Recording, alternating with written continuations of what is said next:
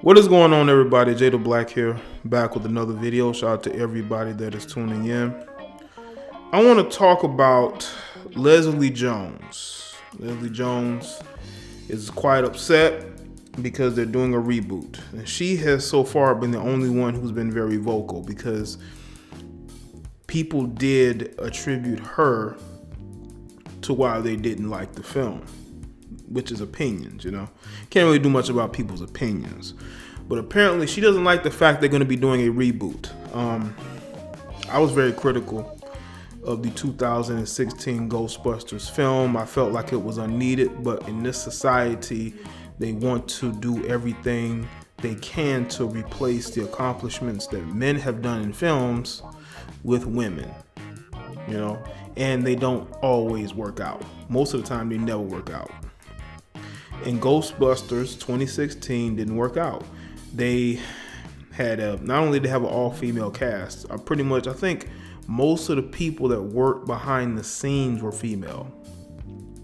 I mean, even the director was an honorary female. And that film was a complete and utter failure. Even having Chris Hemsworth in the film did nothing to help the film. It was a failure. I made videos on it.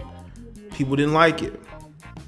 And Leslie Jones is so far the only one of that particular film that has been vocal about this new reboot, which is going to be directed by the son of the man who directed the first two films. Now, according to this HuffPost article, comedian Leslie Jones has blasted plans for a new Ghostbusters movie, one that would ignore the franchise's female-centric 2016 iteration as a dick move. Let me just say this. When something is a failure, they never want to compare or connect with that. Just look at the Justice League movie.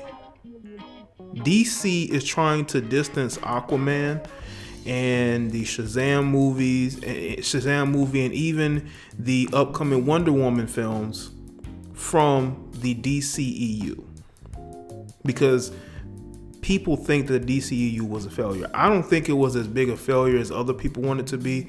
They were trying to compare it to Marvel, which you can never do. Marvel is Marvel.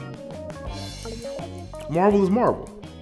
They have the content to make PG-13 films. Marvel, DC, because of how their comics are, they're not PG. They're not, you know. And trying to compare the two isn't the same. And because, you know, Marvel has a depth of characters that people love, DC does not. DC is known, I believe, for their villains. I think DC Comics has always had good villains. Back to the, you know, Batman cartoon days of the 90s. You know, Superman. DC's always had good villains. You know, Marvel doesn't have very many good villains, you know. I think that's probably their biggest Achilles heel in their movies. But for the most part, you cannot compare films. That these studios will not connect films they feel like are failures. And I think that everybody who was involved in putting together Ghostbusters 2016 saw it as a failure.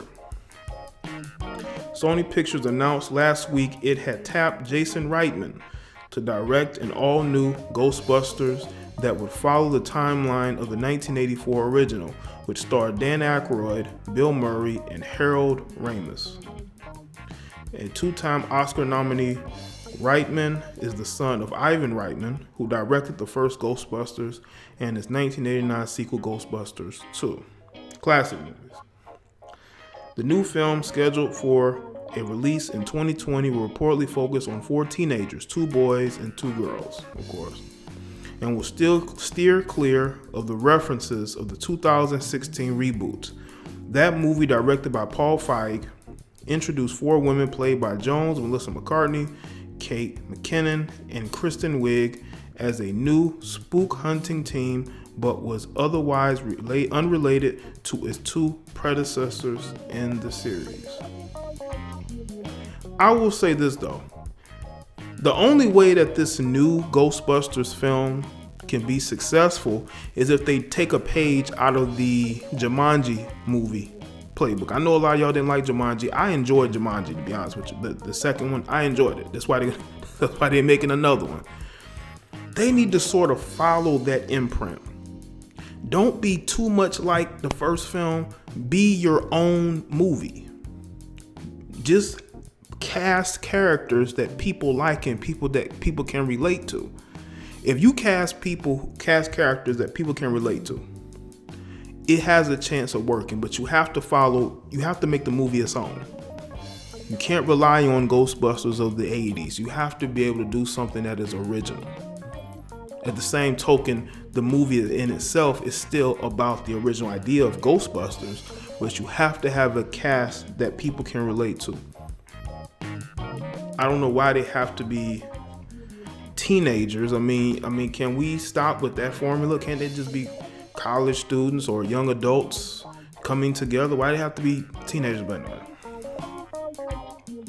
On Saturday, Jones fired off at the news, calling it so insulting and like something Trump would do. You know what's very interesting? Why is it that whenever there's a situation, okay, where men are involved in some way, shape, or form, why is it they're always talking about this something Trump will do? That's very Trump-like. They're always adding Trump into something to make it seem sexist. Why is that? So is Trump like to reboot a movie? Do you know how many movie series are being rebooted? They rebooted Terminator, I don't know how many times.